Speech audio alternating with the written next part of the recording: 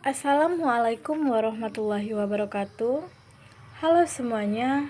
Di sini saya akan menjelaskan beberapa pertanyaan terkait tentang Islam Nusantara.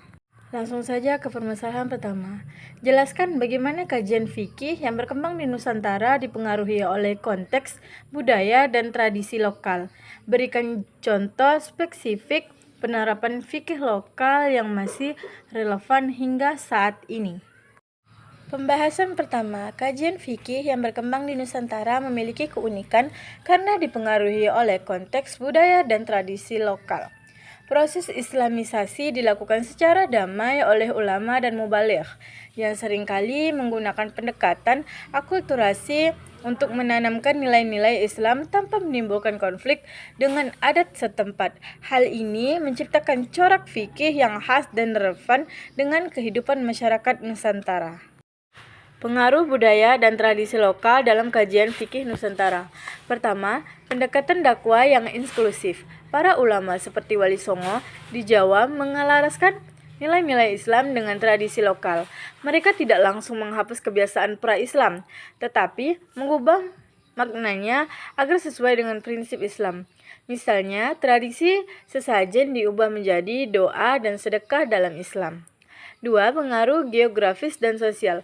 Letak geografi Nusantara yang beragama memengaruhi interpretasi fikih. Hukum Islam diterapkan secara fleksibel untuk menjawab tantangan lokal, seperti tata cara bersuci di daerah yang kekurangan air. 3. Adopsi mazhab Syafi'i.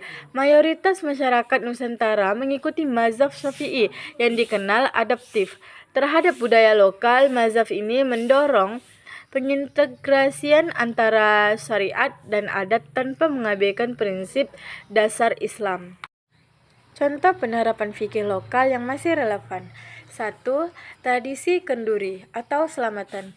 Kenduri atau selamatan adalah tradisi doa bersama yang biasanya diadakan dalam berbagai momen penting seperti pernikahan, kelahiran, atau kematian. Praktik ini sejatinya merupakan bentuk sedekah dan doa berjamaah yang diperbolehkan dalam Islam. Tradisi ini bertujuan memperkuat hubungan sosial dan semangat berbagi. 2. Hukum adat dalam pembagian warisan. Di Minangkabau, sistem matrilineal tetap dipertahankan untuk harta pusaka tinggi, sementara harta pribadi dibagi sesuai hukum Islam. Hal ini mencerminkan sinergi antara adat dan syariat menjaga harmoni sosial tanpa melanggar prinsip fikih. 3. Penerapan zakat fitrah dengan beras. Di Nusantara, zakat fitrah sering dibayar dengan beras sesuai makanan pokok masyarakat setempat. Meskipun di Arab lebih umum menggunakan gandum atau kurma, ini menunjukkan fleksibilitas fikih yang mempertimbangkan realitas lokal. 4. Tayamum dengan tanah yang bersih. Dalam kondisi tertentu, masyarakat di wilayah terpencil atau yang sulit mendapatkan air tetap dapat menjalankan ibadah melalui tayamum. Interpretasi ini relevan dengan kondisi geografis Nusantara yang beragama.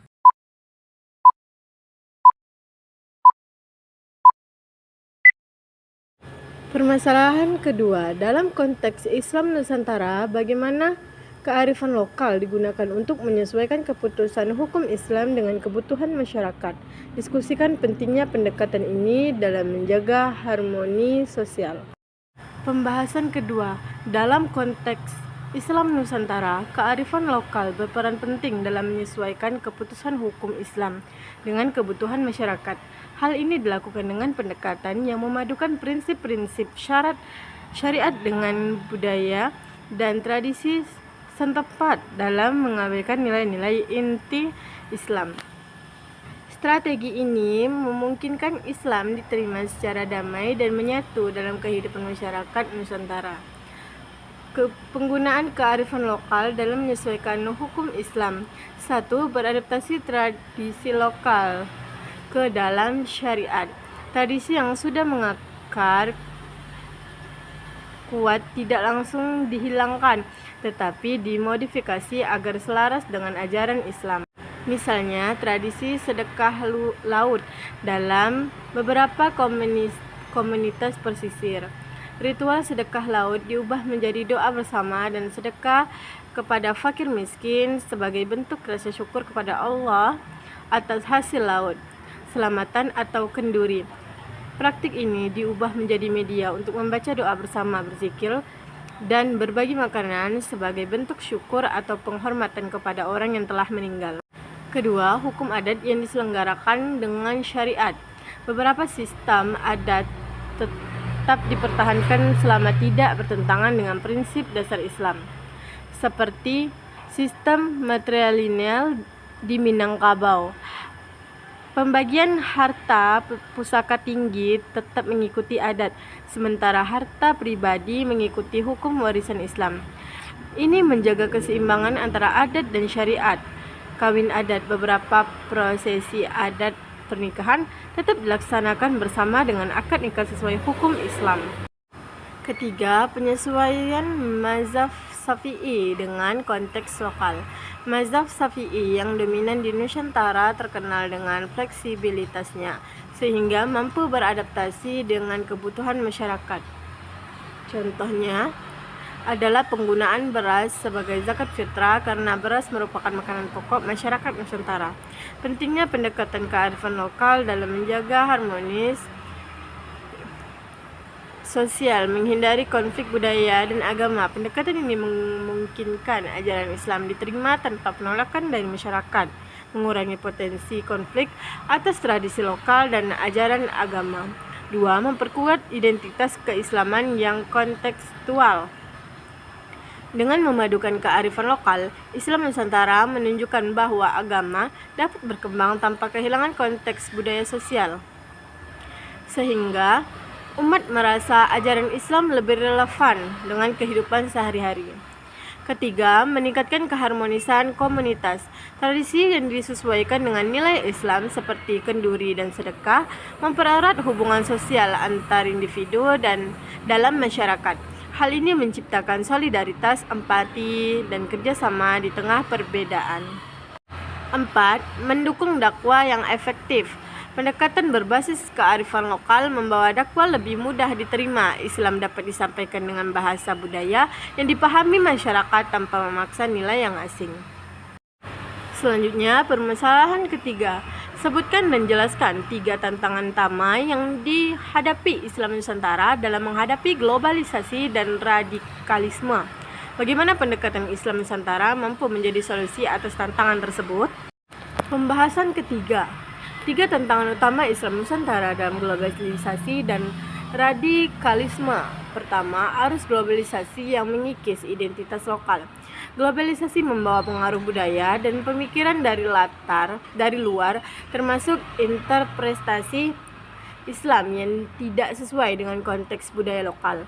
Banyak generasi muda yang mulai meninggalkan tradisi Islam Nusantara, menganggapnya sebagai suatu yang tidak murni atau ketinggalan zaman. Dampaknya, lunturnya identitas Islam khas Nusantara dan munculnya kecenderungan untuk mengadopsi praktik Islam yang rigid. Kedua, radikalisme dan ekstremisme. Ideologi radikal yang menyebar melalui media sosial dan jalur pendidikan mengancam keberagaman dan toleransi yang menjadi ciri khas Islam Nusantara. Radikalisme seringkali mengabaikan konteks budaya dan budaya lokal, menganggapnya sebagai bid'ah atau menyimpang. Dampaknya, potensi konflik sosial, polarisasi masyarakat, dan ancaman terhadap keharmonisan antarumat beragama. Ketiga, modernisasi dan sekularisasi. Modernisasi yang pusat dapat memisahkan kehidupan beragama dari kehidupan sehari-hari. Sekularisasi yang berlebihan mendorong masyarakat untuk memandang agama hanya sebagai ritual, sehingga mengabaikan nilai-nilai sosial Islam yang penting dalam menjaga harmoni. Dampaknya, kehilangan keseimbangan antara spiritualis dan kebutuhan modern, serta melemahkan peran Islam dalam kehidupan masyarakat. Pendekatan Islam Nusantara sebagai solusi. 1. Menguatkan identitas lokal dengan dakwah kontekstual. Islam Nusantara mengajarkan pengintegrasian nilai-nilai syariat dengan budaya lokal, sehingga relevan dengan kehidupan sehari-hari masyarakat. Tradisi seperti kenduri, gotong royong, dan sedekah dijadikan sarana dakwah yang memperkuat ikatan sosial dan menjaga identitas lokal. Contoh solusi pendidikan berbasis kearifan lokal yang menanamkan nilai-nilai Islam dalam budaya masyarakat seperti di pesantren tradisional. 2. Penyebaran moderasi dan toleransi. Islam Nusantara menekankan pentingnya watasiyah dalam beragama. Dengan pendekatan inklusif, Islam Nusantara mampu menghadapi radikalisme dengan cara mengedepankan dialog, pendidikan toleransi, dan memperkuat ukhuwah Islamiyah serta ukhuwah wataniyah. Solusinya, membangun narasi agama yang ramah melalui media sosial untuk melawan ideologi radikal dan mengajarkan pentingnya keberagaman. Kedua, penyebaran moderasi dan toleransi. Islam Nusantara menekankan pentingnya watasiyah dalam beragama. Dengan pendekatan inklusif, Islam Nusantara mampu menghadapi radikalisme dengan cara mengedepankan dialog, pendidikan toleransi, dan memperkuat ukhuwah Islamiyah serta ukhuwah wataniyah. Solusinya adalah membangun narasi agama yang ramah melalui media sosial untuk melawan ideologi radikal dan mengajarkan pentingnya beragama. 3. Memadukan nilai spiritual dan modernitas. Islam Nusantara tidak memisahkan agama dari kehidupan modern. Nilai-nilai Islam seperti kejujuran, keadilan, dan gotong royong diterapkan dalam konteks kehidupan modern, terutama dalam pendidikan, ekonomi, dan teknologi. Solusinya, mengembangkan ekonomi syariah yang berbasis pada nilai-nilai lokal dan memperkenalkan teknologi digital untuk memperkuat dakwah dan pendidikan Islam. Selanjutnya, permasalahan keempat, bagaimana Islam Nusantara telah membangun hubungan yang harmonis antara ajaran Islam dan semangat nasionalisme di Indonesia. Berikan contoh nyata peran ulama atau santri dalam memperkuat hubungan tersebut. Pembahasan keempat, Islam Nusantara telah berhasil membangun hubungan harmonis antara ajaran Islam dan semangat nasionalisme di Indonesia, tanpa menempatkan agama sebagai elemen penting dalam membangun identitas kebangsaan yang inklusif. Pendekatan Islam Nusantara yang modern, adaptif terhadap tradisi lokal, dan mengedepankan nilai-nilai toleransi membuat Islam menjadi pendorong semangat persatuan di tengah keberagaman bangsa. Hubungan Islam dan nasionalisme dalam Islam Nusantara. 1. Islam sebagai penguat persatuan. Islam Nusantara mengajarkan bahwa kecintaan terhadap tanah air adalah bagian dari iman. Prinsip ini mendorongkan umat Islam untuk berkontribusi dalam menjaga persatuan bangsa tanpa menimbulkan identitas keagamaan. Kedua, peran ulama dalam perjuangan kemerdekaan. Ulama dan santri menjadi garda terdepan dalam perjuangan kemerdekaan Indonesia. Mereka memadukan semangat jihad fisabilillah dengan perjuangan melawan penjajah yang tidak hanya bersifat fisik tetapi juga ideologis. 3. Penerimaan terhadap Pancasila dan NKRI. Islam Nusantara menerima Pancasila sebagai dasar negara yang selaras dengan nilai-nilai Islam, menjadi Indonesia sebagai negara bangsa yang menghargai keberagaman agama, suku, dan budaya. Contoh nyata peran ulama dan santri. 1. Resolusi Jihad oleh Kiai Haji Hasyim Asy'ari 1945.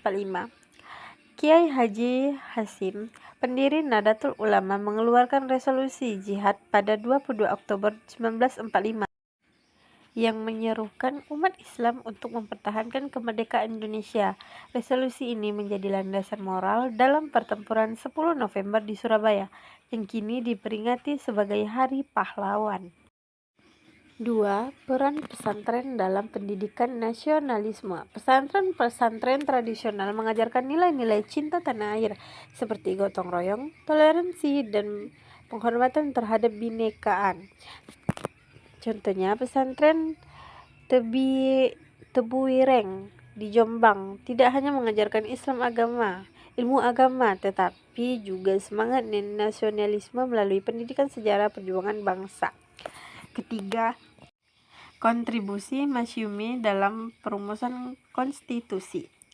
Partai politik Islam seperti Masyumi yang didirikan oleh ulama berkontribusi dalam perumusan konstitusi Indonesia. Mereka mendukung Pancasila sebagai dasar negara, menunjukkan bahwa Islam dapat bersinergi dalam nilai-nilai nasionalisme. 4. Peran NU dan Muhammadiyah dalam pemeliharaan keagamaan. Kedua organisasi Islam terbesar ini konsisten mendukung NKRI dan Pancasila. Mereka aktif dalam program sosial, pendidikan, dan kemanusiaan yang memperkuat semangat kebangsaan. Selanjutnya, permasalahan kelima. Jelaskan strategi yang dilakukan oleh Islam Nusantara untuk menghadapi ancaman radikalisme di era modern. Berikan contoh implementasi strategi tersebut di kehidupan nyata. Pembahasan kelima. Islam Nusantara memiliki pendekatan khas untuk menangkal radikalisme dengan mengedepankan nilai-nilai moderasi, toleransi, dan harmoni. Strategi ini berakar pada ajaran Islam yang rahmatan lil alamin dan mengintegrasikan budaya lokal yang damai. Berikut adalah beberapa strategi yang dapat dilakukan beserta contoh implementasinya. Pertama, penguatan pendidikan agama yang modern. Strateginya memasukkan pendidikan Islam modern dalam kurikulum pesantren, sekolah, dan universitas. Melatih pendidik untuk menyampaikan Islam dengan pendekatan yang inklusif dan toleransi. Contoh implementasi: peserta TB Hureng Jombang mengajarkan Islam modern dan menanamkan nilai-nilai cinta damai kepada santri sehingga santri menjadi agen perdamaian di masyarakat. Universitas Islam Indonesia (UIN) mengintegrasikan mata kuliah tentang Islam modern untuk mencegah mahasiswa terpapar ideologi radikal. Kedua, dakwah digital dan media sosial. Strategi menggunakan media sosial untuk menyebarkan pesan damai melalui narasi radikal dan memberikan alternatif konten keagamaan yang sehat, membuat platform digital untuk diskusi keagamaan yang mendukung moderasi. Contoh implementasi: Nahdlatul Ulama, platform resmi NU yang menyajikan konten dakwah berbasis modern Islam dan menjadi isu-isu keagamaan yang sering dipelitir oleh kelompok radikal. Ketiga, penguat peran ulama dan tokoh agama. Strategi melibatkan ulama lokal dalam dialog keagamaan untuk memberikan pencerahan kepada masyarakat, mengadakan pelatihan kepada ulama dan damai untuk menangkal narasi radikal. Contoh implementasi: pelatihan moderasi beragama dan Kementerian Agama memberikan pendekalan kepada para ulama tentang pentingnya moderasi dalam menyikapi perbedaan pandangan. Permasalahan keenam, media memiliki peran yang signifikan dalam membentuk opini publik. Bagaimana peran media dalam memperkuat citra Islam Nusantara sebagai model moderasi Islam di dunia? Sebutkan juga dampak negatif yang mungkin timbul jika media digunakan secara tidak bijak.